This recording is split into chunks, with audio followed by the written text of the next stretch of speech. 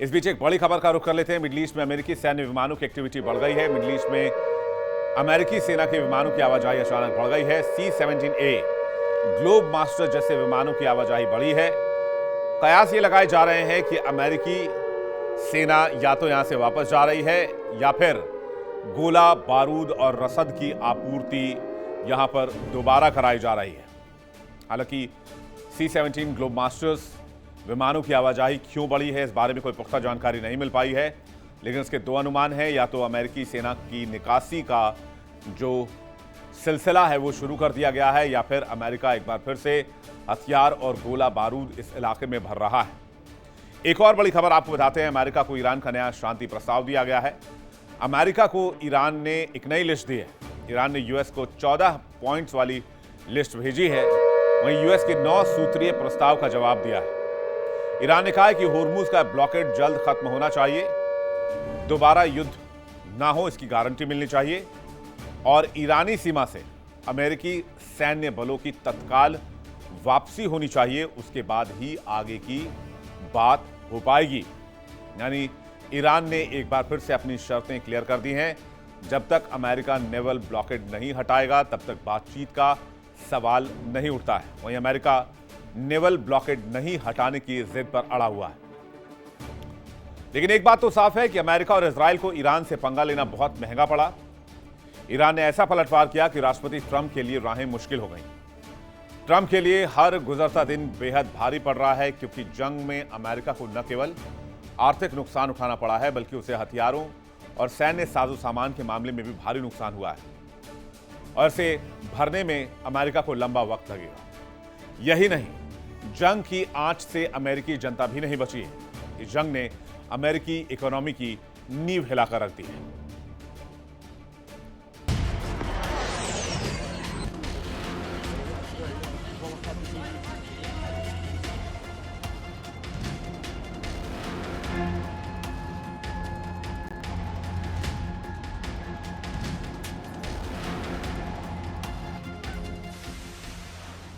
Iran के साथ युद्ध की जिद अमेरिका पर पड़ रही है भारी।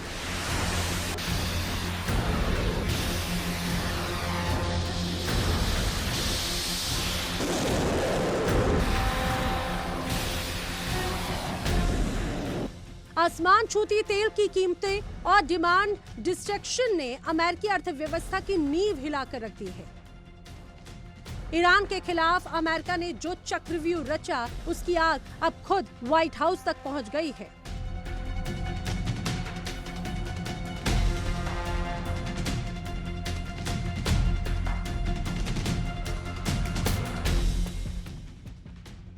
पश्चिमी मीडिया की रिपोर्ट के अनुसार अमेरिका में जबरदस्त डिमांड डिस्ट्रक्शन उभर कर सामने आ रहा है। यानी इसे अमेरिका के पतन की आहट माना जा सकता है।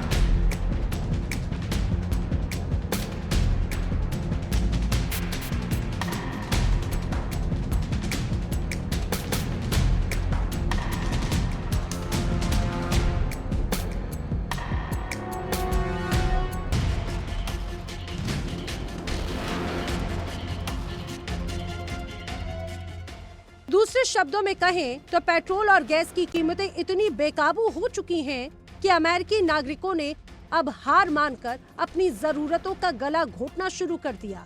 और जब लोग महंगाई से तंग आकर ईंधन का इस्तेमाल ही बंद कर दें, तो समझ लीजिए कि उस देश का आर्थिक इंजन सीज होने वाला है।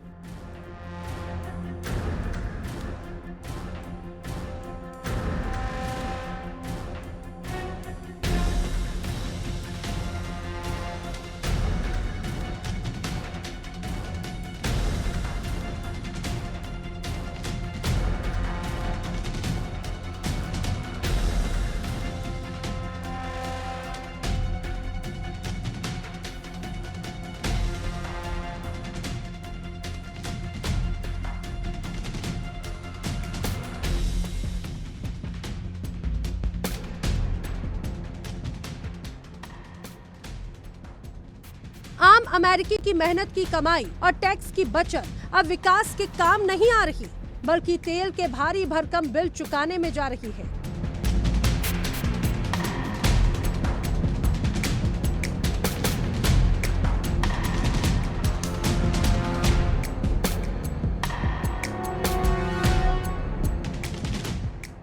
ईरान के साथ तनाव बढ़ाकर अमेरिका ने ही अपनी बर्बादी के दस्तावेज पर दस्तखत कर दिए।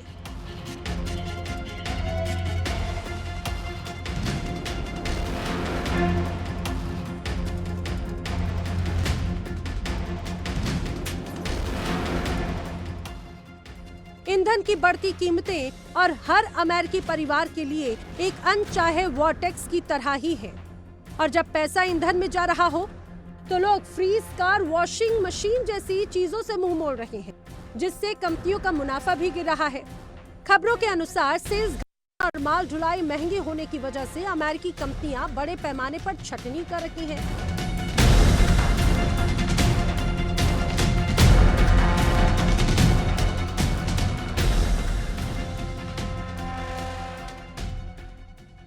महंगाई को काबू करने के नाम पर फेडरल रिजर्व बैंक ब्याज दरें भी बढ़ा सकता है, और अगर ऐसा हुआ, यकीनन कर्जा लेना आम आदमी की पहुंच से बाहर हो सकता है।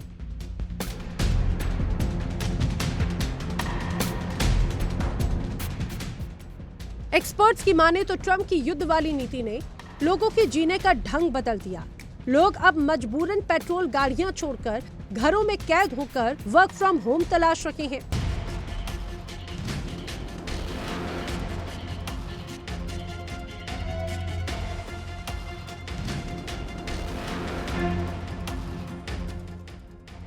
एक्सपर्ट्स की माने तो हालात सुधरेंगे कुछ नहीं कहा जा सकता, और हालात सुधरेंगे भी या फिर और विकराल होंगे, ये इस बात पर निर्भर करता है कि ईरान से विवाद आखिर कब सुलझेगा।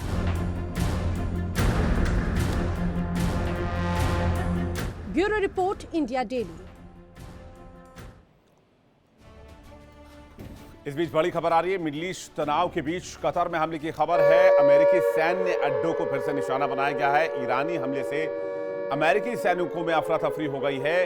ईरानी मीडिया ने अटैक की बात कही है और कहा है कि ईरान ने ही यह हमला करवाया है। ये अमेरिकी सैन्य बेस की तस्वीर इस वक्त आप देख रहे हैं। जरा फुल स्क्रीन तस्वीर आप देखिए। कतर में बहुत बड़े हमले को अंजाम दिया है ईरान ने। अमेरिकी सैन्य अड्डों पर हमले की खबर है। अमेरिकी सैनिकों में काफ़ी अफरा तफरी का माहौल इस हमले के बाद, और मिडल ईस्ट में अभी तक ईरान ने अमेरिका को काफ़ी नुकसान पहुंचाया है। सैनिक इस वक्त कैंप में रहने को मजबूर हैं। वो ऐसी किसी भी जगह पर नहीं रह रहे हैं जहां पर संभावित हमले की आशंका हो।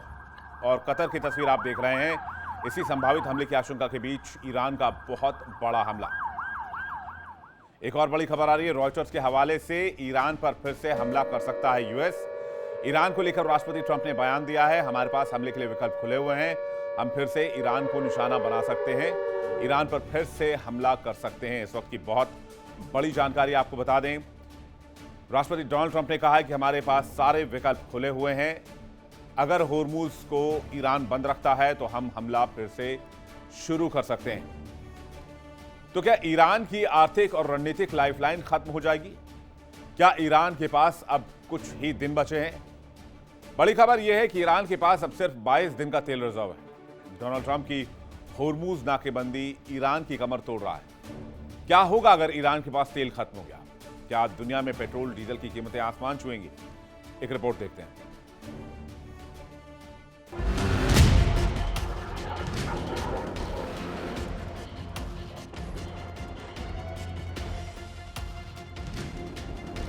ये सिर्फ एक खबर नहीं है, ईरान के लिए एक बहुत बड़ा अलार्म है।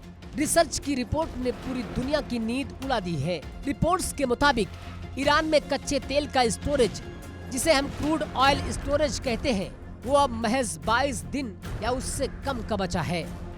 यानी अगर आने वाले दिनों में तेल की निकासी नहीं हुई तो ईरान के गोदाम पूरी तरह फुल हो जाएंगे और प्रोडक्शन को बंद करने के अलावा कोई चारा नहीं बचेगा। तस्वीरें गवाह है कि कैसे ईरान के स्टोरेज साइट्स तेजी से खत्म हो रहे हैं।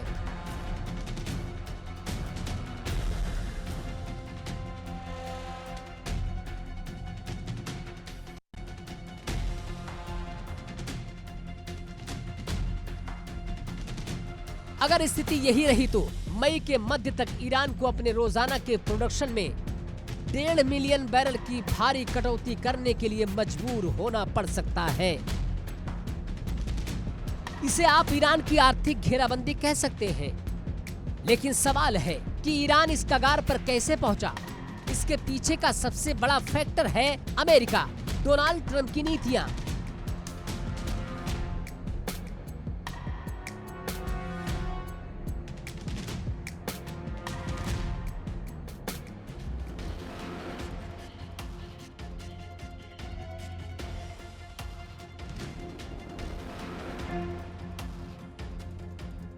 होर्मुज की खाड़ी ये वो रास्ता है जहां से दुनिया का एक बड़ा हिस्सा तेल खरीदता है, लेकिन यहाँ इस वक्त अमेरिकी नौसेना का पहरा है। डोनाल्ड ट्रंप ने ईरानी पोर्ट्स पर जो नेवल नाकेबंदी लागू की है वो ईरान के लिए काल बनकर आई है। रिपोर्ट्स बताती है कि ईरान पहले ही रोजाना 2.5 मिलियन बैरल की कटौती झेल चुका है।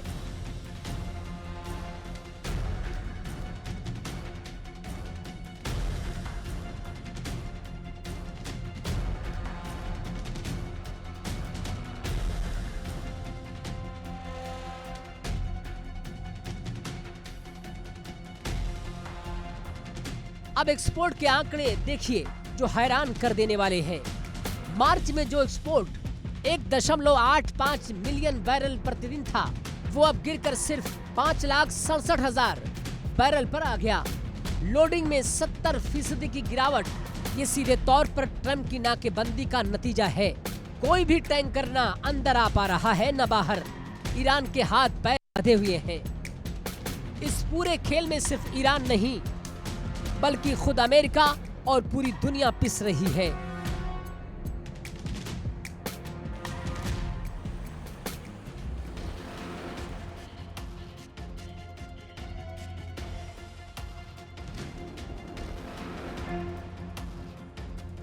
होर्मुज स्ट्रेट से तेल टैंकरों का गुजरना बंद हो चुका है। इसका असर सिर्फ ईरान पर नहीं बल्कि सऊदी अरब, इराक, कुवैत और यूएई जैसे देशों पर भी पड़ रहा है।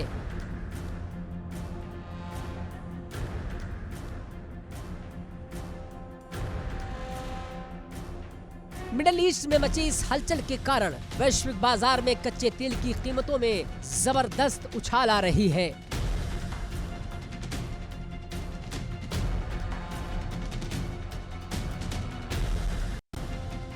अमेरिका में भी हालात अच्छे नहीं हैं। वहां पेट्रोल डीजल की बढ़ती कीमतों ने ट्रंप की टेंशन बढ़ा दी है, लेकिन ट्रंप झुकने को तैयार नहीं। डोनाल्ड ट्रंप का स्टैंड साफ है, no agreement, no relaxation.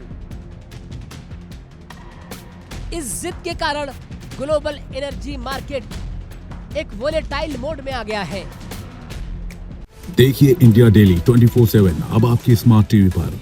India daily मौजूद है सभी डिजिटल प्लेटफॉर्म पर लाइव और लगातार। इंडिया डेली 24/7 हर दिन राष्ट्र को समर्पित।